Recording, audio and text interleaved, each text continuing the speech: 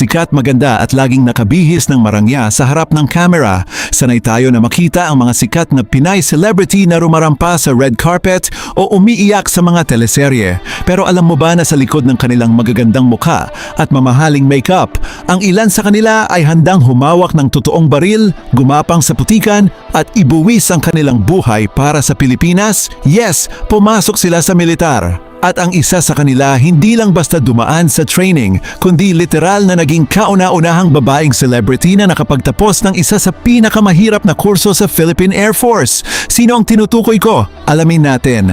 Pero bago tayo magsimula, kung bago ka pa lang sa ating channel, huwag mong kalimutang i-click ang subscribe button at ang notification bell para lagi kang updated sa mga pinakamalulupit na kwento ng mga paborito mong artista. Handa ka na ba? Sabay-sabay nating kilalanin ang top 5 na Pinay celebrity reservists na siguradong bibigyan ka ng matinding kilabot.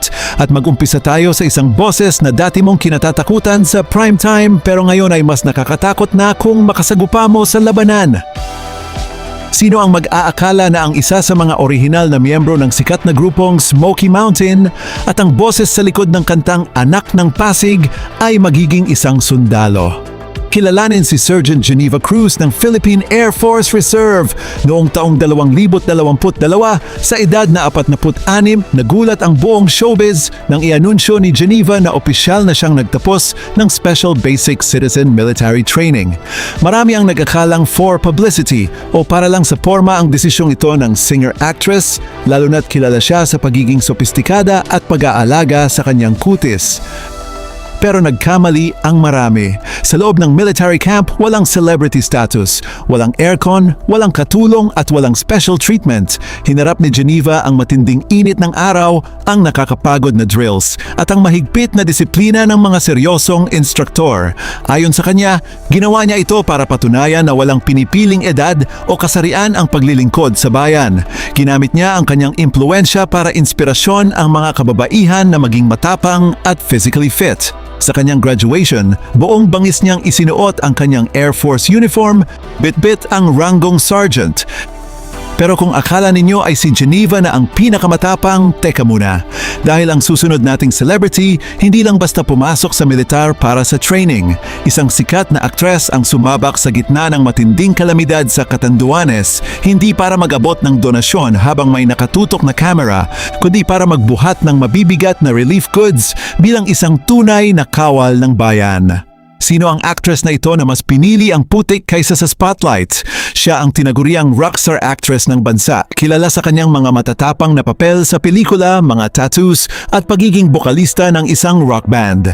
Siya ay walang iba kundi si Sergeant R.C. Munoz. Noong 2020, sa gitna ng takot ng pandemya, ginulat ni R.C. ang lahat ng pumasok siya sa Philippine Air Force Reserve Command. At pakinggan ninyo ito, hindi biro ang kanyang pinagdaanang training.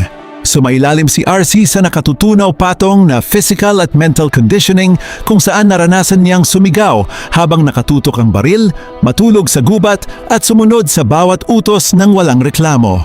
Nang tumama ang malalakas na bagyo sa bansa, particular na sa Catanduanes, hindi nagatubili si RC. Isinuot niya ang kanyang combat boots at nanguna sa military relief operations. Nakita siya ng mga residente na walang arte-arteng nagbubuhat ng sako-sakong bigas at mga kahon ng medisina sa gitna ng putikan at nasalantang komunidad. Pinatunayan niya na ang pagiging reservist ay hindi isang badge para sa porma, kundi isang mabigat na responsibilidad.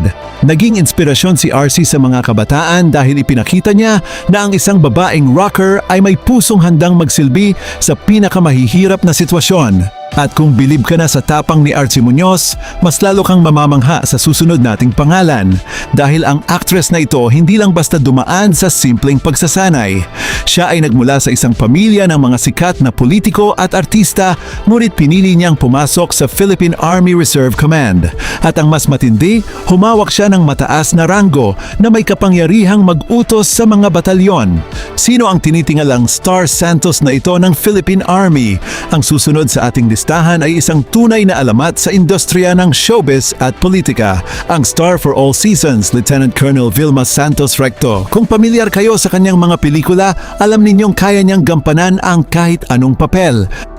Pero sa totoong buhay, hawak niya ang isa sa pinakamataas na ranggo para sa isang celebrity reservist sa Philippine Army, ang pagiging Lieutenant Colonel. Hindi ito nakuha sa gabi-gabi lang. Ito ay bunga ng kanyang dedikasyon bilang isang lingkod bayan at pinuno. Bilang isang commissioned officer, si Vilma Santos ay hindi lang basta display tuwing may parada. Ang kanyang ranggo ay may kaakibat na seryosong tungkulin sa pagpaplano, pangunguna sa mga civil-military operations at paggabay sa mga estratehiya kung paano mas mapapalapit ang militar sa puso ng mga sibilyan. Ipinakita niya na ang lakas ng isang babaeng leader ay hindi lang nasusukat sa loob ng Senado o ng munisipyo, kundi maging sa loob ng disiplina ng hukbong sandatahan. Ang kanyang presensya sa militar ay nagbigay ng malaking respeto sa mga kababaihang nagnanais na pumasok sa pamumuno ng sandatahang lakas. Ngunit habang si Lieutenant Colonel Vilma Santos ay namumuno sa pamamagitan ng kanyang impluensya at talino, ang susunod nating Pinay celebrity ay literal na lumusong sa tubig. Mula sa pagiging isang sikat na commercial model at beauty queen, pinili niyang isuot ang mabigat na uniforme ng Philippine Navy. Sino ang reyna na ito na handang makipaglaban sa karagatan at ano ang kanyang naging sikretong misyon? Sa mundong ito ng showbiz, madaling makilala ang mga reyna ng kagandahan, pero iba ang kwento ng actress at host na si Winwin Marquez. Bilang kauna-unahang Asyanang nanalo bilang reyna Hispano-Americana noong 2017, sanay ang mundo na makita siyang nakakorona at nakagown. Ngunit noong taong 2020, binitawan niya ang korona para isuot ang Navy bush hat. Nagtapos si Winwin sa ilalim ng Philippine Navy Reserve Force at naging bahagi ng BCMP o Basic Citizen Military Course. Sa kanyang mga posts, ibinahagi ni Winwin kung gaano kahirap ang kanyang pinagdaanan. Naranasan niyang umiyak sa pagod, sumakit ang buong katawan dahil sa physical training at harapin ang takot sa mga seryosong drills na ginagawa ng mga tunay na sundalo ng dagat. Ayon sa kanya, hindi niya ito ginawa para patunayan na mas magaling siya sa iba, kundi para hamunin ang kanyang sarili kung hanggang saan ang kaya niyang ibigay para sa kanyang bansa. Ginamit niya ang kanyang nursing background para makatulong sa mga medical missions ng Navy, lalo na sa mga malalayong baybayin ng Pilipinas. Ang kwento ni Winwin ay patunay na ang tunay na kagandahan ay may kasamang tapang at nasyonalismo. Pero kung sa palagay ninyo ay nakita nyo na ang lahat, nagkakamali kayo.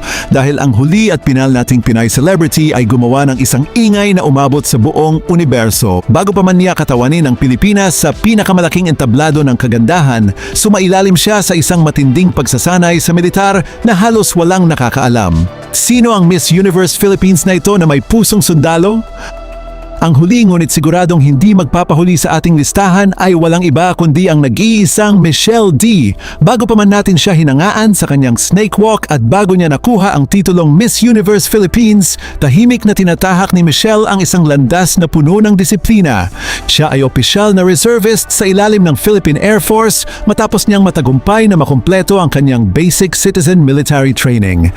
Para kay Michelle, ang militar ay hindi bago dahil marami sa kanyang pamilya ang may background sa serbisyo, pero hindi niya ginamit ang kanyang pangalan para makalusot sa mahihirap na pagsasanay. Sa katunayan, sumabak siya sa parehong hirap na dinaranas ng bawat ordinaryong Pilipinong nag-e-enlist sa Air Force. Natuto siyang humawak at mag-assemble ng mga armas, sumailalim sa mabibigat na drills, at nag-aral ng military courtesy and discipline.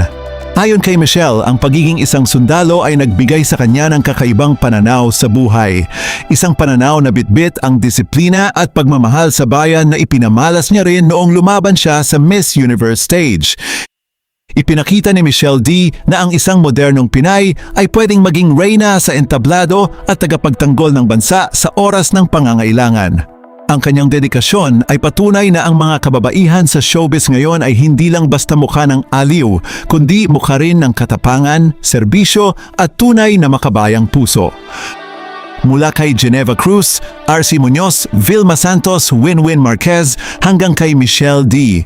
Ang 5 Pinay na ito ay nagpapatunay na ang tunay na ganda ay nagniningning kapag ito ay inialay sa paglilingkod sa bayan. Sila ang mga buhay na patunay na walang limitasyon ang kayang gawin ng isang babae, sikat man siya o hindi.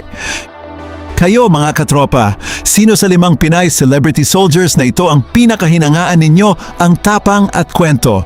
I-comment ninyo ang inyong sagot sa ibaba dahil babasahin ko ang inyong mga opinyon. At para malaman ko kung sino ang mga solid nating kasama na nakarating hanggang sa dulo ng video na ito, i-comment mo sa ibaba ang katagang Laban Mahal Kong Pilipinas. Pupusuan ko ang lahat ng magkokomento niyan. Kung nagustuhan mo ang kwentong ito, huwag kalimutang i-like ang video, mag-subscribe sa ating channel at i-share ito sa iyong mga kaibigan para mas marami pa tayong ma-inspire na mga Pilipino. Maraming salamat sa panonood at magkita-kita tayo sa susunod na maaksyon at kapana-panabik na video. Saludo sa bawat sundalong Pilipino. Bye-bye!